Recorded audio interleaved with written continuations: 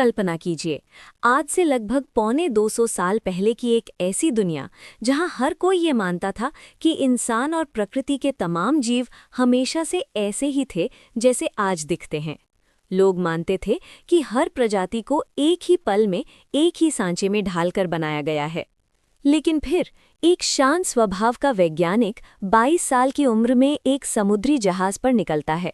वो 5 साल तक दुनिया के उन कोनों में घूमता है जहां इंसानी पहुंच बहुत कम थी।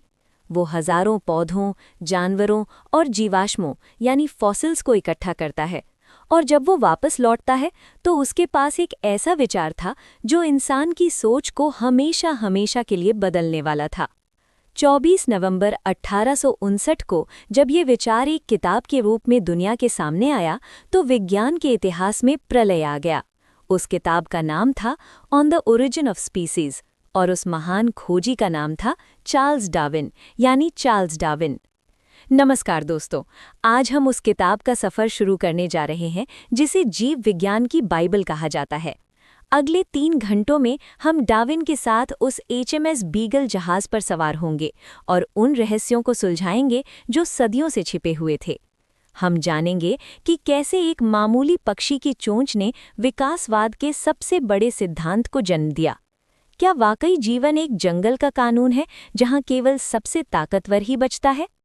और कैसे करोड़ों सालों के छोटे छोटे बदलावों ने एक सूक्ष्म कोशिका को आज के विशाल जीवन चक्र में बदल दिया। ये ऑडियो बुक केवल विज्ञान की बात नहीं करेगी, बल्कि ये आपको उस जीवन के वृक्ष यानी ट्री ऑफ लाइफ की जड़ों तक ले जाएगी जिससे हम सब जुड़े हुए हैं। तो चलिए समय के पीछे चलते हैं और देखते हैं कि हम कैसे बने। तैयार हो जाइए चार्ल्स डार्विन की द ओरिजिन ऑफ स्पीसीज के इस सफ़र के लिए। अध्याय 1, पालतू प्रजातियों की अद्भुत विविधता। चार्ल्स डार्विन ने अपनी महान पुस्तक की शुरुआत जंगलों से नहीं बल्कि हमारे घरों और बागीचों से की। उन्होंने महसूस किया कि अगर उन्हें दुनिया को विकासवाद समझाना है तो उन्हें सबसे पहले उन चीज़ों का उदाहरण देना होगा जिन्हें हम अपनी आँखों से रोज़ देखते हैं, जैसे हमारे पालतू कुत्ते, घोड़े, कबूतर और हमारे द्वारा उगाई जाने वाली फसलें। 1 नंबर, पालतू प्रजातियों की अद्भुत विविधता। डार्विन ने गौर किया कि अगर हम कुत्तों की विभिन्न नस्लों को देखें, जैसे एक शिकारी कुत्ता ग्रेहाउंड, एक छोटा सा टेरियर या एक भारी भरकम बुलडॉग, तो ये एक दूसरे से इतने अलग दिखते हैं कि अगर हम इनके इतिहास को ना जानते तो हम इन्हें अलग अलग प्रजाति मान लेते। यही हाल पौधों का भी था। डार्विन ने पूछा, आखिर एक ही जंगली पूर्वज से इतनी अलग अलग तरह की गोभी, ब्रोकली और फूलगोभी कैसे बन गई? इसका जवाब था विविधता। डार्विन ने तर्क दिया कि जब हम किसी जीव को उसके प्राकृतिक माहौल से उठाकर एक नए नियंत्रित माहौल जैसे घर या खेत में लाते हैं तो उसके शरीर और स्वभाव में बदलाव आने लगते हैं। पालतू बनाए जाने की प्रक्रिया जीव के प्रजनन तंत्र को उत्तेजित करती है, जिससे नई पीढ़ियों में विविधता पैदा होती है। 2 नंबर, डार्विन और उनके कबूतर, द पिजन एक्सपेरिमेंट। अध्याय 1 का सबसे दिलचस्प हिस्सा डार्विन का कबूतरों के प्रति लगाव है। डार्विन खुद लंदन के पिजन क्लबों के सदस्य बन गए थे। उन्होंने दुनिया भर से कबूतरों की नस्लें इकट्ठा की, जैसे पंखेनुमा पूंछ वाले फैनटेल, सूजे हुए गले वाले पाउटर और छोटे चोंच वाले टम्बलर। दिखने में ये सब बिल्कुल अलग थे, लेकिन डार्विन ने अपनी रिसर्च से ये साबित किया कि इन सब का पूर्वज एक ही था, जंगली रॉक पिजन यानी जंगली रॉक कबूतर। यहाँ डार्विन ने एक बड़ा सवाल उठाया, अगर इंसान कुछ ही सदियों में एक जंगली कबूतर को इतने रूपों में बदल सकता है, तो क्या प्रकृति लाखों सालों में एक प्रजाति को दूसरी प्रजाति में नहीं बदल सकती है? ऑडियो नोट 1, डार्विन का कबूतरों से जुनून। दोस्तों, आपको जानकर हैरानी होगी कि डार्विन ने कबूतरों पर इतना शोध क्यों किया। उस जमाने में लंदन के वैज्ञानिक समाज में डार्विन का मजाक भी उड़ाया गया कि एक बड़ा वैज्ञानिक पक्षियों के पीछे भाग रहा है। लेकिन डार्विन जानते थे कि कबूतरों की हड्डियां ये राज खोल देंगी कि बाहरी रूप चाहे कितना भी बदल जाए, अंदर का ढांचा अपने पूर्वजों की गवाही देता है। डार्विन ने सैकड़ों कबूतरों के कंकालों का अध्ययन किया। उन्होंने देखा कि कैरियर पिजन की चोंच लंबी है और टम्बलर की बहुत छोटी, लेकिन उनके पंखों की बुनियादी बनावट एक जैसी थी। डार्विन यहाँ एक बहुत बड़ी बात कह रहे थे। वो ये कि प्रकृति पुराने सांचे को पूरी तरह नहीं फेंकती, बल्कि उसी में बदलाव यानी मॉडिफिकेशंस करती है। ये बिल्कुल वैसा ही है जैसे आप एक ही इंजन का इस्तेमाल करके एक स्पोर्ट्स कार भी बना सकते हैं और एक भारी ट्रक भी। 3 नंबर, चयन की शक्ति, द पावर ऑफ सिलेक्शन। कबूतरों और कुत्तों की ये नई नस्लें जादू से पैदा नहीं हुईं, इनके पीछे था मानव चयन। इसे डार्विन ने 2 भागों में बांटा। विधिवत चयन, मेथोडिकल सिलेक्शन, जब एक ब्रीडर जानबूझकर सबसे तेज घोड़े या सबसे ज्यादा दूध देने वाली गाय को चुनता है और उनका प्रजनन कराता है ताकि अगली पीढ़ी और भी बेहतर हो। अनजाने में चयन, अनकॉन्शियस सिलेक्शन, जब इंसान जानबूझकर नस्ल नहीं सुधारता, लेकिन वो अनजाने में अपने सबसे अच्छे जानवरों को बचाकर रखता है और कमजोरों को खत्म होने देता है। धीरे धीरे बिना किसी योजना के भी प्रजाति बदल जाती है। गोभी का रहस्य, इंसान का जादू। चलिए अब अपने रसोई घर की ओर चलते हैं। क्या आपने कभी सोचा है कि पत्ता गोभी, फूल गोभी, ब्रोकली और केल में क्या समानता है? विज्ञान की नज़र में ये सब एक ही हैं। ये सब एक जंगली मस्टर्ड के पौधे से निकले हैं। इंसानों ने हजारों सालों पहले देखा कि कुछ पौधों की पत्तियां बड़ी हैं तो उन्होंने उनके बीज बचा लिए, इससे केल बना। कुछ पौधों की कलियां बड़ी थीं, इससे पत्ता गोभी बनी। जिनके तने मोटे थे उनसे गांठ गोभी बनी। डार्विन यहाँ ये समझाना चाहते हैं कि चयन की शक्ति इतनी प्रबल है कि वो एक मामूली घास जैसे पौधे को खाने की इतनी अलग अलग चीज़ों में बदल सकती है। अगर इंसान अपनी ज़रूरत के लिए पौधे का डीएनए यानी अनजाने में ही सही बदल सकता है, तो क्या प्रकृति जहरीले वातावरण या सूखे से बचने के लिए जीवों को नहीं बदलती होगी? 4 नंबर, अध्याय 1 का मुख्य निष्कर्ष। डार्विन ने इस अध्याय के जरिए ये साबित कर दिया कि जीव स्थिर यानी फिक्स्ड नहीं है, उनके अंदर बदलने की क्षमता है, वे लचीले हैं। उन्होंने अंत में एक क्रांतिकारी विचार रखा। प्रकृति में भी एक चयनकर्ता मौजूद है, लेकिन वो कोई इंसान नहीं है, वो है परिस्थितियां और जीवित रहने का संघर्ष। अध्याय 2, प्रकृति के तहत विविधता। पिछले अध्याय में हमने देखा कि कैसे इंसान अपनी मर्जी से पालतू जानवरों और पौधों को बदल देता है, लेकिन क्या यही प्रक्रिया जंगलों में बिना किसी इंसान के हस्तक्षेप के भी हो रही है? अध्याय 2 में चार्ल्स डार्विन हमें प्रकृति की उस सूक्ष्म मशीनरी के बारे में बताते हैं जिसे हम अक्सर अनदेखा कर देते हैं। 1 नंबर, प्रजाति और किस्म का धुंधलापन। डार्विन एक बहुत ही पेचीदा सवाल पूछते हैं। एक प्रजाति यानी स्पीसीज और एक किस्म यानी वैरायटी के बीच की लक्ष्मण रेखा कहाँ है? वैज्ञानिक अक्सर इस बात पर लड़ते रहते हैं कि कोई जीव एक नई प्रजाति है या बस पुरानी प्रजाति का एक अलग दिखने वाला रूप। डार्विन कहते हैं कि ये अंतर केवल हमारे दिमाग में है, प्रकृति में कोई साफ विभाजन नहीं है। वे समझाते हैं कि आज जिसे हम सिर्फ एक किस्म या वैरायटी कह रहे हैं, वही कल को विकसित होकर एक पूरी तरह से नई प्रजाति बन जाती है। यानी वैरायटी दरअसल बनती हुई प्रजातियां हैं, यानी इंसिपिएंट स्पीसीज। 2 नंबर, व्यक्तिगत अंतर। प्रकृति में कोई भी 2 पत्ते, 2 कीड़े या 2 शेर बिल्कुल एक जैसे नहीं होते। डार्विन ने हजारों कीड़ों और पौधों का बारीकी से अध्ययन किया। उन्होंने पाया कि एक ही माँ बाप से पैदा हुए जीवों में भी छोटे छोटे शारीरिक अंतर होते हैं। किसी पंछी के पंख थोड़े ज्यादा मजबूत हो सकते हैं, किसी फूल का रंग थोड़ा ज्यादा गहरा हो सकता है। ये छोटे बदलाव ही वो ईंधन है जिस पर विकास की गाड़ी चलती है। 3 नंबर, बड़ी प्रजातियों में ज्यादा विविधता। डार्विन ने एक बहुत ही दिलचस्प डेटा पेश किया। उन्होंने पाया कि जो प्रजातियां बहुत बड़े इलाके में फैली होती हैं और जिनकी संख्या बहुत ज्यादा होती है, उनमें विविधता मिलने की संभावना सबसे ज्यादा होती है। ऐसा इसलिए क्योंकि वे अलग अलग तरह के वातावरण और चुनौतियों का सामना करते हैं। ऑडियो नोट 1, प्रकृति की बारीकियां। दोस्तों, जरा सोचिए डार्विन उस जमाने में ये सब कैसे कर रहे थे। उनके पास ना तो कोई कंप्यूटर था और ना ही डीएनए टेस्ट की तकनीक। वो घंटों तक अपने बगीचे में बैठकर घास के एक एक तिनके को देखते थे। वे दुनिया भर के जंगलों से आए हजारों कीड़ों को अपनी सूक्ष्मदर्शी से देखते थे। उन्होंने महसूस किया कि हम जिसे स्थिर प्रकृति कहते हैं, वो असल में लगातार हिलती और बदलती हुई चीज़ है। डार्विन हमें सिखा रहे थे कि अगर हम ध्यान से देखें तो हमें हर जीव में बदलाव की छटपटाहट नजर आएगी। प्रकृति कोई ऐसी चीज नहीं है जो एक बार बन गई और रुक गई, ये एक चलता हुआ झरना है। ऑडियो नोट 2, विवादित वर्गीकरण। डार्विन ने अपनी किताब में एक मजेदार बात कही है। उन्होंने बताया कि कैसे वनस्पति शास्त्री एक ही पौधे को लेकर झगड़ते हैं। एक वैज्ञानिक कहता है कि ये दो अलग प्रजातियां हैं, जबकि दूसरा कहता है कि ये एक ही प्रजाति के दो रूप हैं। डार्विन कहते हैं कि ये झगड़ा ही इस बात का सबूत है कि प्रजातियां बदल रही हैं।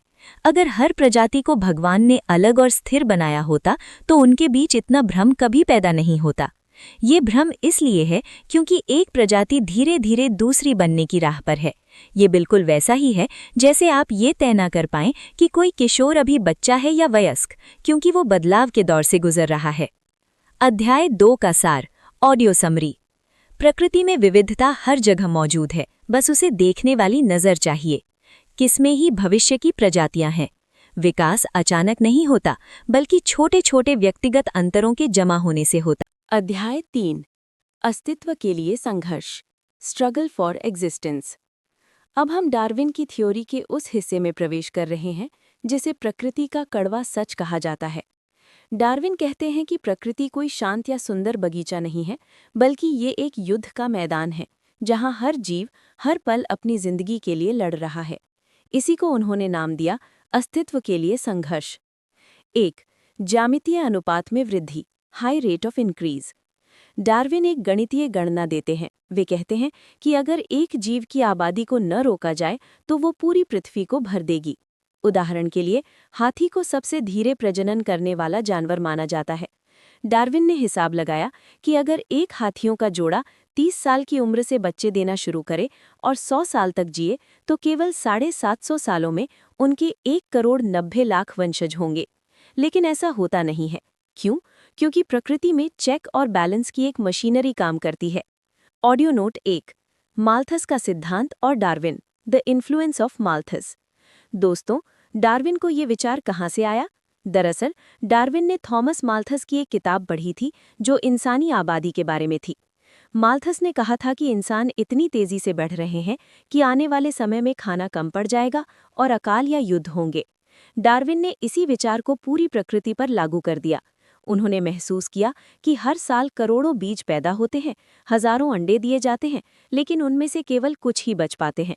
प्रकृति का नियम बहुत क्रूर है। बहुत सारे पैदा करो ताकि कम से कम एक बच सके। जरा सोचिए, अगर एक मछली के सारे अंडे बच जाते तो कुछ ही सालों में समुद्र में पानी से ज्यादा मछलियां होती।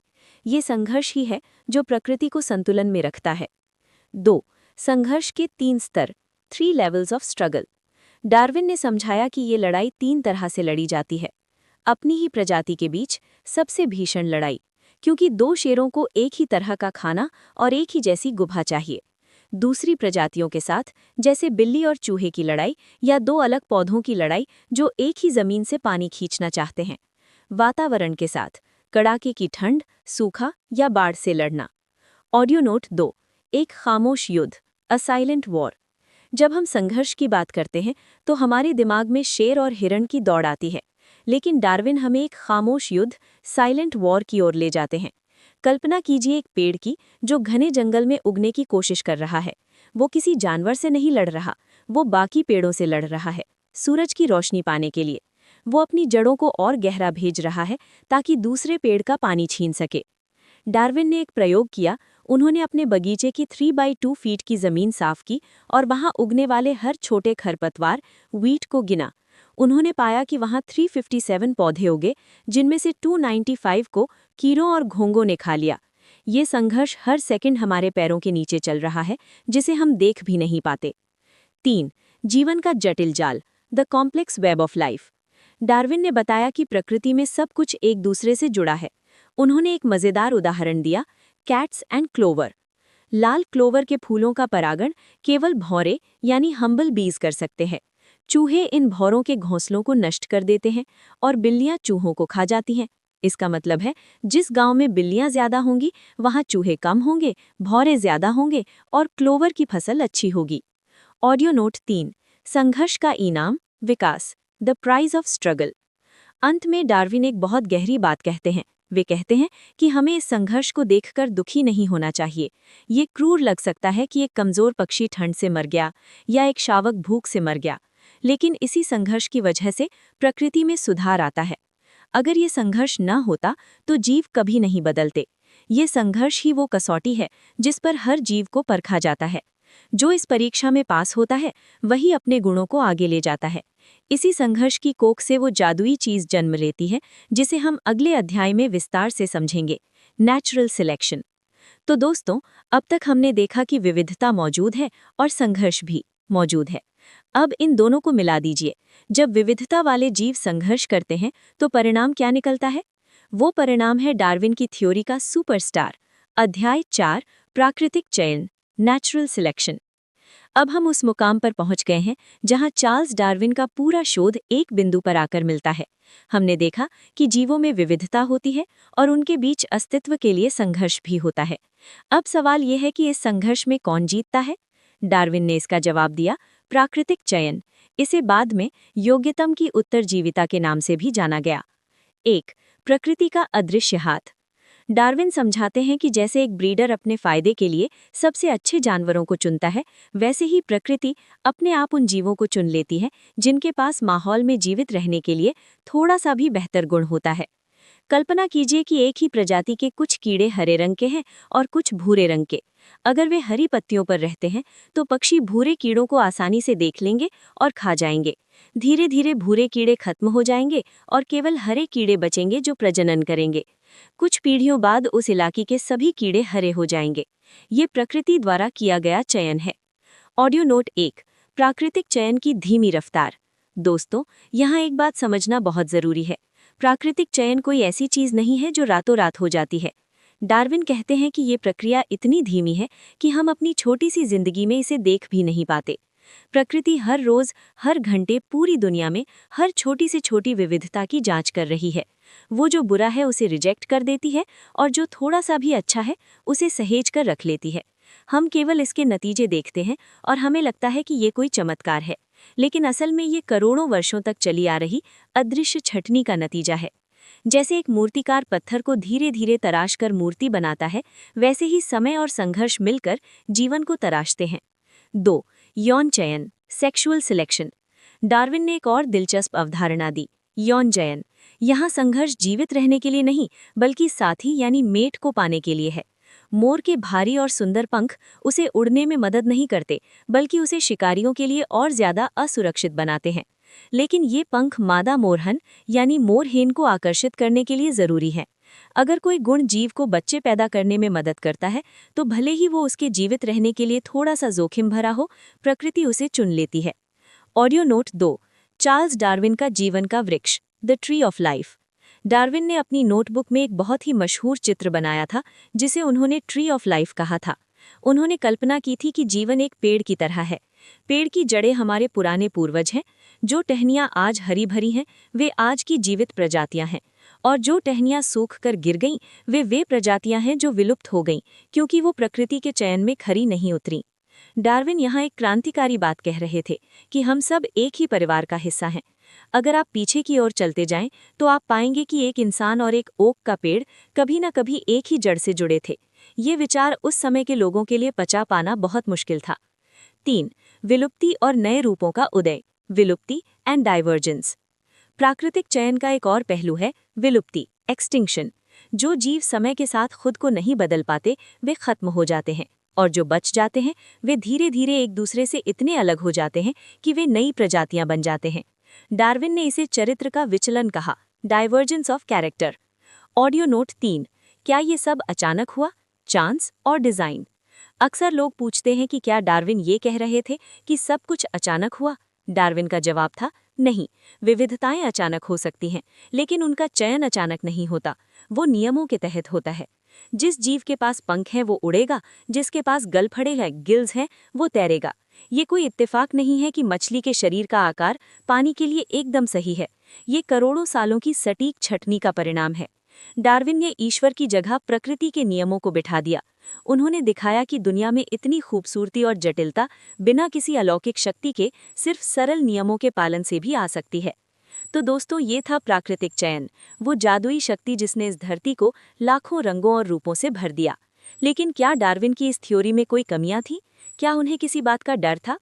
अगले अध्याय में हम उन चुनौतियों और सवालों की बात करेंगे जिनका सामना डार्विन को करना पड़ा। अध्याय 5 सिद्धांत की मुश्किलें डिफिकल्टीज ऑन थ्योरी। अध्याय 5 सिद्धांत की मुश्किलें difficulties on theory. Charles Darwin कोई जिद्दी इंसान नहीं थे जो अपनी बात मनवाना चाहते थे। वे एक सच्चे वैज्ञानिक थे। द ओरिजिन ऑफ स्पीशीज लिखते समय उन्हें पता था कि उनके सिद्धांत में कुछ ऐसी कमियां हैं जिनका जवाब देना आसान नहीं है। अध्याय 5 में डार्विन खुद ही अपने आलोचकों की ओर से सवाल उठाते हैं। वे कहते हैं कि अगर ये थ्योरी सच है तो हमें ये मुश्किलें क्यों आती हैं। 1. मध्यवर्ती हुपों का अभाव, एब्सेंस ऑफ इंटरमीडिएट वैरायटीज।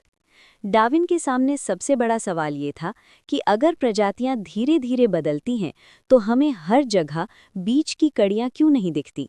हमें आधा घोड़ा और आधा गधा या आधी मछली और आधा मेंढक जैसे जीव बड़ी संख्या में क्यों नहीं मिलते। डार्विन ने इसका बहुत ही तार्किक जवाब दिया। उन्होंने कहा कि प्राकृतिक चयन की प्रक्रिया में नई प्रजाति अपने पुराने रूप को खत्म कर देती है।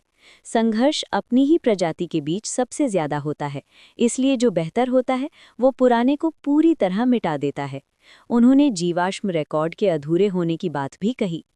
ऑडियो नोट 1, इतिहास की फटी हुई किताब, द इम्परफेक्ट जियोलॉजिकल रिकॉर्ड। दोस्तों, डार्विन ने यहाँ एक बहुत ही सुंदर उदाहरण दिया है। उन्होंने कहा कि हमारी पृथ्वी का इतिहास एक बहुत बड़ी किताब की तरह है, लेकिन ये किताब बहुत बुरी हालत में है। इस किताब की ज्यादातर पन्ने यानी युगों की परतें गायब हैं। जो पन्ने बचे हैं उन पर केवल कुछ ही शब्द लिखे हैं, यानी जीवाश्म, और हम केवल उस किताब का आखिरी अध्याय पढ़ रहे हैं। डार्विन का मानना था कि समुद्र की गहराई में या जमीन के नीचे हजारों ऐसी बीच की कड़ियां दबी हुई हैं जो अभी तक नहीं मिली हैं। आज हम जानते हैं कि डार्विन सही थे। उनके समय के बाद आर्कियोपटेरिक्स जैसे जीवाश्म मिले जो आधा पक्षी और आधा डायनासोर था। डार्विन ने अपनी कमी को स्वीकार किया, लेकिन उस पर शोध करने का रास्ता भी दिखाया। 2. जटिल अंगों का रहस्य, ऑर्गन्स ऑफ एक्सट्रीम परफेक्शन। आलोचकों का दूसरा हमला आंख जैसे जटिल अंग पर था। वे कहते थे कि आंख इतनी जटिल है कि ये इत्तेफाक से नहीं बन सकती। अगर आंख का एक भी हिस्सा काम न करे तो पूरी आंख बेकार है। डार्विन ने तर्क दिया कि आंख एक झटके में नहीं बनी। उन्होंने अलग अलग जीवों के उदाहरण दिए जहां केवल एक लाइट सेंसिटिव नर्व थी, फिर धीरे धीरे वो एक गड्ढे में बदली, फिर उस पर एक पारदर्शी परत आई। हर छोटा कदम जीव को शिकार से बचने या खाना खोजने में मदद करता था। ऑडियो नोट 2, 1% फायदा भी बहुत है। डार्विन यहाँ एक बहुत क्रांतिकारी बात कह रहे थे। वे कह रहे थे कि जरूरी नहीं कि आंख पूरी तरह परफेक्ट हो तभी काम आएगी। कल्पना कीजिए अंधे जीवों की दुनिया में जहाँ एक जीव के पास ऐसी कोशिका है जो बस ये बता सकती है कि रोशनी किस तरफ से आ रही है। क्या वो जीव दूसरों से बेहतर नहीं होगा? बिल्कुल होगा। प्रकृति इसी 1% फायदे को चुन लेती है। डार्विन ने सिखाया कि प्रकृति छलांग नहीं लगाती।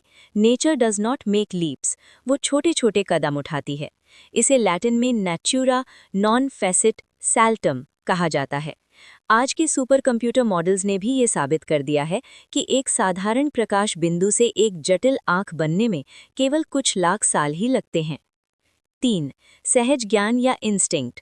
एक और मुश्किल थी जीवों का व्यवहार। मधुमक्खियां एक सटीक हेक्सागोनल या 6 कोनों वाला छत्ता कैसे बना लेती हैं? उन्हें ये गणित किसने सिखाया?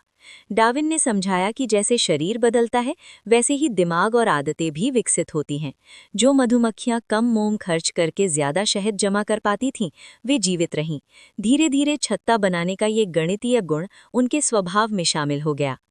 अध्याय 5 का सार, ऑडियो समरी। सिद्धांत में कमियां होना उसे गलत साबित नहीं करता, बल्कि ये दिखाता है कि हमें अभी और खोजना है। जीवाश्म रिकॉर्ड अधूरा है, इसलिए हमें बीच की कड़ियां कम मिलती हैं। जटिल से जटिल अंग भी छोटे छोटे लाभदायक बदलावों से बन सकते हैं। तो दोस्तों, डार्विन ने अपने विरोधियों के सबसे कठिन सवालों का जवाब अपनी तार्किकता से दिया। लेकिन अभी एक और पहेली बाकी थी। क्या ये सब एक पीढ़ी तक रहता है या ये बदलाव आगे भी जाते हैं? और हाइब्रिड जीवों का क्या? अगले अध्याय में हम बात करेंगे। अध्याय 6, हाइब्रिडिज्म और विरासत के नियम। अध्याय 6, हाइब्रिडिज्म और विरासत के नियम, hybridism and the laws of variation. Charles Darwin के सामने एक बड़ी चुनौती ये थी कि अगर प्रजातियां आपस में बदलकर नई प्रजातियां बनती हैं तो वे आपस में प्रजनन क्यों नहीं कर पाती। आपने गौर किया होगा कि अगर एक घोड़े और गधे का मिलन कराया जाए तो खच्चर पैदा होता है, लेकिन खच्चर खुद बच्चे पैदा नहीं कर सकता। इसे हाइब्रिड स्टेरिलिटी कहा जाता है। अध्याय 6 में डार्विन इसी गुत्थी को सुलझाते हैं। 1. प्रजातियों के बीच की दीवार। डार्विन ने तर्क दिया कि दो अलग प्रजातियों के बीच ये जो बांझपन है वो कोई प्रकृति द्वारा लगाया गया शाप नहीं है, बल्कि ये विकास का एक नतीजा है।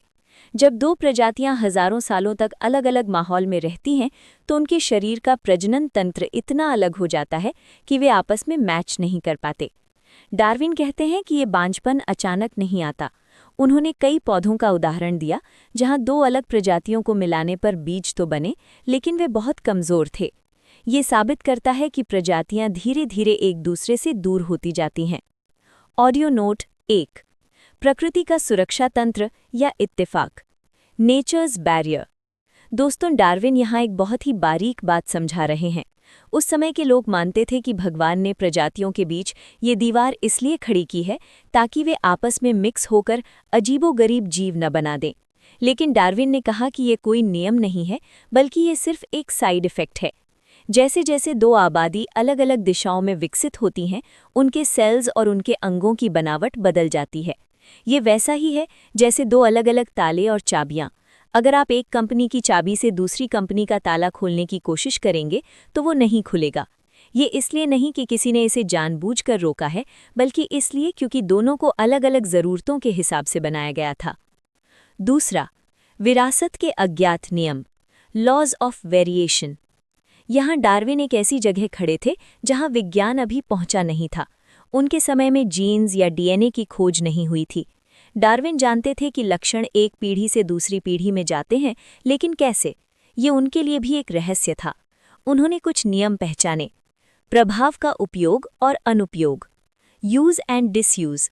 डार्विन का मानना था, जो बाद में थोड़ा बदल गया, कि अगर कोई जीव किसी अंग का बहुत ज़्यादा इस्तेमाल करता है तो वो अगली पीढ़ी में और मजबूत हो जाता है। जैसे बत्तख के पैर तैरने की वजह से चौड़े हो गए। सहसंबंधी विकास। शरीर के एक हिस्से में बदलाव आने पर दूसरा हिस्सा अपने आप बदल जाता है। जैसे सफ़ेद बिल्लियां जिनकी आंखें नीली होती हैं, वे अक्सर बहरी होती हैं। Audio note 2. डार्विन और मेंडल, एक अधूरी मुलाकात।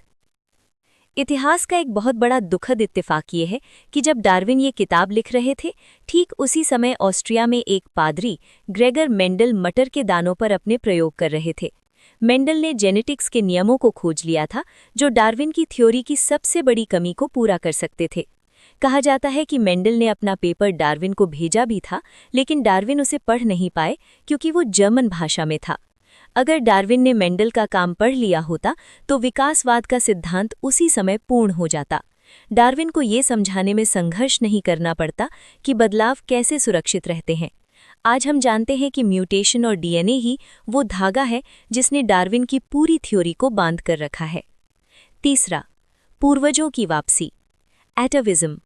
डार्विन ने गौर किया कि कभी-कभी किसी जीव में ऐसे लक्षण आ जाते हैं जो उसके माता-पिता में नहीं थे, लेकिन उसके बहुत पुराने पूर्वजों में थे। जैसे कभी-कभी घोड़े के बच्चों के पैरों पर ज़ीब्रा जैसी धारियां आ जाती हैं। डार्विन ने इसे एटाविज्म कहा। ये इस बात का सबूत था कि प्रजातियों के पुराने निशान अभी भी उनके भीतर कहीं दबे हुए हैं। अध्याय 6 का सार, ऑडियो समरी। प्रजातियों के बीच प्रजनन की अक्षमता धीरे धीरे विकसित होती है। शरीर के अंगों का इस्तेमाल और माहौल मुख्य कारण है। जीव अपने भीतर अपने पूर्वजों का इतिहास समेटे हुए हैं, जो कभी-कभी अचानक बाहर आ जाता है। तो दोस्तों, हमने जीवन के आंतरिक तंत्र और विरासत को समझा, लेकिन एक बड़ा सवाल अभी भी खड़ा था, जीवाश्म यानी फॉसिल्स। अगर डार्विन सही है तो हमें जमीन के नीचे क्या मिलना चाहिए, और क्या अब तक मिली हड्डियां डार्विन का साथ देती हैं? अगले अध्याय में हम समय के गहरे गर्त में उतरेंगे। अध्याय 7, भूगर्भीय रिकॉर्ड की अपूर्णता पर, on the imperfection of the geological record. अध्याय 7, भूगर्भीय रिकॉर्ड की अपूर्णता पर, on the imperfection of the geological record. Darwin जानते थे कि उनका सबसे बड़ा दुश्मन कोई जीवित वैज्ञानिक नहीं, बल्कि पत्थर और समय है। अगर प्रजातियां धीरे धीरे विकसित हुई हैं तो जमीन के नीचे दबी परतों ने हमें विकास की सीढ़ियां मिलनी चाहिए थीं, लेकिन डार्विन के समय में जीवाश्मों का रिकॉर्ड बहुत बिखरा हुआ था। अध्याय 7 में डार्विन इस बात की वकालत करते हैं कि जमीन के नीचे छिपा इतिहास अधूरा क्यों है। 1. समय की विशालता, the vastness of time. Darwin ने तर्क दिया कि पृथ्वी हजारों साल नहीं बल्कि करोड़ों साल पुरानी है। उन्होंने चट्टानों के कटाव यानी इरोजन और समुद्रों के जमाव का अध्ययन किया। उन्होंने बताया कि जमीन की 1 फुट मोटी परत जमने में ही हजारों साल लग जाते हैं। वे कहते हैं कि हमें जीवाश्म केवल इत्तेफाक से मिलते हैं। हर मृत जीव जीवाश्म नहीं बनता, उसे कीड़े खा जाते हैं या वो सड़ जाता है। केवल वही जीव पत्थर बनता है जो बहुत ही खास परिस्थितियों में जैसे कीचड़ या ज्वालामुखी की राख के नीचे दब जाए। ऑडियो नोट 1, इतिहास के खोए हुए पन्ने, the lost pages of history. दोस्तों, डार्विन ने यहाँ एक बहुत ही प्रभावशाली मिसाल दी है। उन्होंने कहा कि ज़मीन के नीचे का रिकॉर्ड एक ऐसी किताब की तरह है जिसके 90% पन्ने पूरी तरह फट चुके हैं। जो पन्ने बचे हैं उनमें से भी ज़्यादातर की स्याही धुल चुकी है। हम केवल उन पन्नों को देख पा रहे हैं जो किसी भूकंप या समुद्र के पीछे हटने की वजह से सतह पर आ गए हैं। डार्विन कहते हैं कि ये उम्मीद करना कि हमें हर बीज की कड़ी मिल जाएगी वैसा ही है जैसे किसी फटी हुई किताब के 2 अलग शब्दों को पढ़कर पूरी कहानी का अंदाज़ा लगाना। लेकिन जो थोड़े बहुत जीवाश्म हमें मिले हैं वे भी इसी ओर इशारा करते हैं कि पुराने जीव आज के जीवों से सरल थे। 2. अचानक दिखाई देने वाली प्रजातियां। आलोचकों का तर्क था कि जीवाश्म रिकॉर्ड में नई प्रजातियां अचानक दिखाई देती हैं, जो ये साबित करता है कि उन्हें बनाया गया है। डार्विन ने इसका जवाब दिया कि ये केवल एक भ्रम है। प्रजातियां किसी एक छोटे इलाके में विकसित होती हैं, फिर वहां से पूरी दुनिया में फैलती हैं। चूंकि हमारा रिकॉर्ड केवल कुछ जगहों तक सीमित है, इसलिए हमें ऐसा लगता है कि वे अचानक आ गईं, जबकि असल में वे कहीं और धीरे धीरे विकसित हो रही थीं। ऑडियो नोट 2, कैम्ब्रियन विस्फोट की पहेली। दोस्तों, डार्विन के सामने सबसे बड़ी चुनौती थी कैम्ब्रियन काल की चट्टानें। उन चट्टानों में अचानक से बहुत सारे जटिल जीव जैसे ट्राइलोबाइट्स मिलने लगे थे। डार्विन ने ईमानदारी से स्वीकार किया कि वे नहीं जानते कि उनसे पहले के जीव कहाँ हैं। आज डार्विन के 150 साल बाद हमें पता है कि डार्विन सही थे। अब हमें उन चट्टानों से भी पुराने सूक्ष्म जीवों और नरम शरीर वाले जीवों के जीवाश्म मिल चुके हैं। डार्विन ने डंके की चोट पर कहा था, इंतजार करो, पृथ्वी अभी अपने राज खोलेगी। 3. विलुप्ति का नियम, लॉ ऑफ एक्सटिंक्शन। डार्विन ने समझाया कि एक बार जब कोई प्रजाति पूरी तरह विलुप्त हो जाती है तो वो दोबारा कभी नहीं लौटती। ये विकास का एक तरफा रास्ता है। पुराने जीव आज के जीवों के पूर्वज तो हो सकते हैं, लेकिन वे आज के माहौल में फिट नहीं बैठ सकते। अध्याय 7 का सार। 1.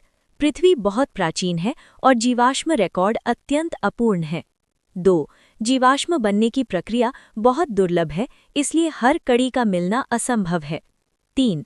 जो थोड़े बहुत सबूत मिलते हैं वे डार्विन के धीमे बदलाव के सिद्धांत का समर्थन करते हैं। डार्विन ने पत्थरों की खामोशी को अपनी आवाज़ दी, लेकिन अब एक और सवाल था, भूगोल। दुनिया के अलग अलग कोनों में अलग अलग तरह के जानवर क्यों मिलते हैं? क्यों ऑस्ट्रेलिया में कंगारू मिलते हैं लेकिन इंग्लैंड में नहीं? अगले अध्याय में हम दुनिया की सैर पर निकलेंगे। अध्याय 8, प्रजातियों का भौगोलिक वितरण। अध्याय 8, प्रजातियों का भौगोलिक वितरण, जियोग्राफिकल डिस्ट्रीब्यूशन।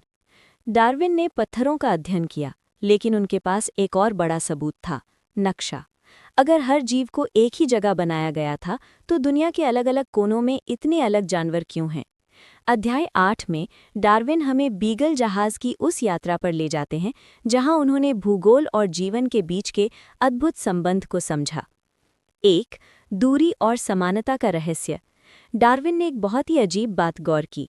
उन्होंने देखा कि दक्षिण अमेरिका के जंगलों के जानवर वहाँ की घास के मैदानों के जानवरों से ज़्यादा मिलते जुलते हैं, बजाय इसके कि वे अफ्रीका के उसी तरह के जंगलों के जानवरों से मिले। इसका मतलब था कि जलवायु या माहौल ही सब कुछ तय नहीं करता। असल कारण है प्रवास। जीव जहाँ से शुरू हुए, वहाँ से वे जहाँ तक पहुँच पाए, वहाँ की परिस्थितियों के अनुसार ढल गए। ऑडियो नोट 1, समुद्र पार करने वाले यात्री, द इम्पॉसिबल वॉयजर्स। दोस्तों, उस समय लोग डार्विन से पूछते थे कि अगर कोई जीव किसी द्वीप पर पैदा नहीं हुआ तो वो वहां पहुंचा कैसे। डार्विन ने इसके लिए बड़े ही दिलचस्प प्रयोग किए। उन्होंने बीज को हफ्तों तक खारे पानी में भिगोकर रखा और देखा कि क्या वे अभी भी उग सकते हैं। जवाब था हाँ।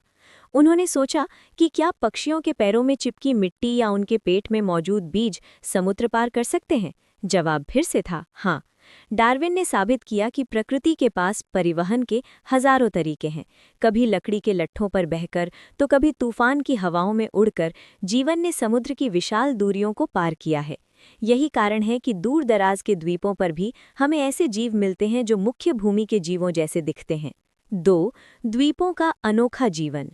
डार्विन ने गैलापागोस द्वीपों पर देखा कि वहां मेढक नहीं थे। क्यों? क्योंकि मेढकों की त्वचा खारे पानी को सहन नहीं कर सकती और उनके अंडे समुद्र में मल जाते हैं। लेकिन वहां पक्षी और रेंगने वाले जीव भरपूर थे। डार्विन का तर्क था कि अगर भगवान ने इन द्वीपों के लिए अलग से जीव बनाए होते तो वे वहां मेढक भी बना सकते थे। लेकिन वहां मेढकों का न होना ये साबित करता है कि जीव वहां पहुंचे हैं, बनाए नहीं गए। जो पहुंच सका वही वहां की नई प्रजाति बना। ऑडियो नोट 2, बाधाएं और विकास, बैरियर्स टू लाइफ। दोस्तों, यहाँ डार्विन एक बहुत बड़ी गहरी बात कह रहे हैं। वे कह रहे हैं कि ऊंचे पहाड़ और गहरे समुद्र दीवारों का काम करते हैं। ऑस्ट्रेलिया बाकी दुनिया से करोड़ों सालों से अलग था, इसीलिए वहाँ मार्सूपियल्स यानी कंगारू जैसे थैली वाले जानवर बच गए, जबकि बाकी दुनिया में वे विकसित स्तनधारियों के साथ प्रतिस्पर्धा में खत्म हो गए। भूगोल हमें ये बताता है कि विकास केवल क्या बेहतर है इस पर निर्भर नहीं करता, बल्कि इस पर भी कि कौन कहाँ पहुँच पाया। डार्विन ने भूगोल को विकासवाद के एक मजबूत गवाह के रूप में पेश किया। उन्होंने दिखाया कि पृथ्वी का नक्शा ही जीवन के विकास का नक्शा है। 3. ताज़े पानी के जीवों का रहस्य। ताज़े पानी की मछलियाँ और पौधे पूरी दुनिया में एक जैसे क्यों होते हैं, जबकि तालाब एक दूसरे से कटे हुए हैं? डार्विन ने बताया कि बत्तखें और अन्य जल पक्षी अपने पंखों और पैरों में इन जीवों के अंडे और बीज एक तालाब से दूसरे तालाब तक पहुंचाते हैं। अध्याय 8 का सार। जीवों का वितरण उनके प्रवास और भौगोलिक बाधाओं, पहाड़, समुद्र पर निर्भर करता है। द्वीपों पर केवल वही जीव मिलते हैं जो समुद्र पार करने की क्षमता रखते थे। एक ही पूर्वज से निकले जीव अलग अलग इलाकों में जाकर अलग अलग प्रजातियां बन गए। भूगोल ने डार्विन का साथ दिया। अब केवल एक आखिरी मोर्चा बाकी था, वर्गीकरण और भ्रूण विज्ञान। हम जीवों को समूहों में क्यों बांटते हैं और क्यों माँ के गर्भ में एक इंसान, एक कुत्ता और एक मछली एक जैसे दिखते हैं? अगले अध्याय में हम जीवन की आंतरिक बनावट को समझेंगे। अध्याय 9, आपसी संबंध, शरीर रचना और विकास। अध्याय 9, आपसी संबंध, शरीर रचना और विकास। अब हम चार्ल्स डार्विन की इस महान किताब के अंतिम पड़ाव पर हैं। डार्विन ने बाहरी दुनिया, जीवाश्मों और भूगोल को देख लिया था, लेकिन अब वे जीवन की आंतरिक मशीनरी की जांच करना चाहते थे। उन्होंने पूछा कि हम जीवों को समूहों यानी क्लासेस एंड ऑर्डर्स में क्यों बांटते हैं और क्यों अलग-अलग जीवों के अंगों की बनावट अंदर से एक जैसी होती है। 1. शरीर रचना विज्ञान, मॉर्फोलॉजी। डार्विन ने एक बहुत ही सरल लेकिन शक्तिशाली उदाहरण दिया। उन्होंने कहा, जरा सोचिए, इंसान का हाथ, कुत्ते का पैर, पक्षी का पंख और व्हेल मछली का चप्पू, फ्लिपर, ये सब बाहर से देखने में और काम करने में बिल्कुल अलग हैं, लेकिन अगर आप इनकी हड्डियों का ढांचा देखेंगे तो वे लगभग एक जैसी हैं। डार्विन का तर्क था कि ये कोई इत्तेफाक नहीं है, ये इसलिए है क्योंकि इन सब ने ये बुनियादी ढांचा अपने एक साझा पूर्वज से विरासत में पाया है। प्रकृति ने बस ज़रूरत के हिसाब से उसी पुराने ढांचे को थोड़ा मॉडिफाई कर दिया है। ऑडियो नोट 1, प्रकृति की पुरानी वर्कशॉप, नेचर्स रीपर्पसिंग। दोस्तों, यहाँ डार्विन एक बहुत बड़ा रहस्य खोल रहे हैं। वे कह रहे हैं कि प्रकृति कोई नई चीज़ खरोच से यानी फ्रॉम स्क्रैच नहीं बनाती। वो एक पुराने इंजीनियर की तरह है जो गैरेज में पड़े पुराने सामान को ही नया रूप दे देता है। अगर हर जीव को अलग से बनाया गया होता तो व्हेल के चप्पू में वैसी ही हड्डियां क्यों होती जैसी इंसान के हाथ में है?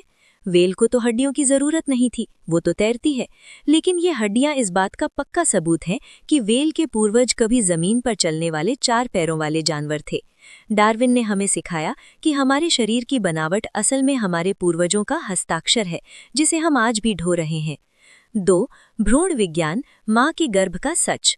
अध्याय 9 का सबसे चौंकाने वाला हिस्सा वो है जहां डार्विन भ्रूण की बात करते हैं। उन्होंने गौर किया कि मां के गर्भ में शुरुआती दिनों में एक मछली, एक मुर्गी, एक कुत्ता और एक इंसान का बच्चा लगभग एक जैसे दिखते हैं। डार्विन का कहना था कि भ्रूण हमें जीव का प्राचीन रूप दिखाता है। जैसे जैसे भ्रूण विकसित होता है, वो अपनी प्रजाति के विशिष्ट गुणों को अपनाता है। ये इस बात का सबूत है कि हम सब एक ही शुरुआती बिंदु से शुरू हुए थे। ऑडियो नोट 2, अवशेषी अंग, अतीत की निशानियां, रिवेस्टिजियल ऑर्गन्स। दोस्तों, डार्विन ने एक और मजेदार बात उठाई। अवशेषी अंग यानी रिवेस्टिजियल ऑर्गन्स, ये वे अंग हैं जिनका हमारे शरीर में कोई काम नहीं है, जैसे इंसान की पूंछ की हड्डी, टेल बोन या अपेंडिक्स। कुछ पक्षी ऐसे हैं जिनके पंख तो हैं, लेकिन वो उड़ नहीं सकते। डार्विन ने पूछा, क्यों? जवाब बहुत सादा था। ये अंग उन पुराने जमाने की याद दिलाते हैं जब हमारे पूर्वज इनका इस्तेमाल करते थे। विकास की दौड़ में ये अंग अब बेकार हो चुके हैं, लेकिन ये अभी भी हमारे शरीर में एक इतिहास की किताब की तरह मौजूद हैं। डार्विन ने साबित किया कि हम परफेक्ट नहीं हैं, हम बस विकसित हो रहे हैं। 3. वर्गीकरण, क्लासिफिकेशन, जीवन का खानदान। डार्विन ने कहा कि वैज्ञानिकों द्वारा बनाया गया वर्गीकरण, जैसे मैमल्स, रेप्टाइल्स इत्यादि, असल में एक वंशावली है। हम जीवों को समूहों में इसलिए रखते हैं क्योंकि वो एक दूसरे के रिश्तेदार हैं। जीवन का पूरा इतिहास एक विशाल परिवार के पेड़ जैसा है। अध्याय 9 का सार, शरीर की हड्डियों का एक जैसा ढांचा साझा पूर्वजों का प्रमाण है। गर्भ में पल रहे भ्रूणों की समानता हमारे विकासवादी इतिहास को दर्शाती है। अवशेषी अंग बताते हैं कि हमारे पूर्वज कैसे थे और वे क्या काम करते थे। उपसंहार, एक भव्य दृष्टिकोण, द कंक्लूजन। नरेटर, दोस्तों, 3 घंटे के सफर के अंत में डार्विन एक बहुत ही भावुक और शक्तिशाली संदेश देते हैं। वे कहते हैं कि हमें इस बात से दुखी नहीं होना चाहिए कि हम जानवरों से विकसित हुए हैं, बल्कि इसमें एक भव्यता है। वे लिखते हैं कि ये सोचना कितना अद्भुत है कि एक बहुत ही सरल शुरुआत से प्रकृति के नियमों ने जीवन के इतने सुंदर, इतने जटिल और इतने अद्भुत रूपों को जन्म दिया है। डार्विन की ये किताब हमें सिखाती है कि हम प्रकृति से अलग नहीं, बल्कि उसका एक अभिन्न हिस्सा है। चार्ल्स डार्विन की द ओरिजिन ऑफ स्पीशीज की ये ऑडियो यात्रा यहीं समाप्त होती है। सुनने के लिए धन्यवाद। अब जब आप बाहर किसी पेड़ या पक्षी को देखें तो याद रखिएगा, आप अपने एक बहुत पुरानी रिश्तेदार को देख रहे हैं।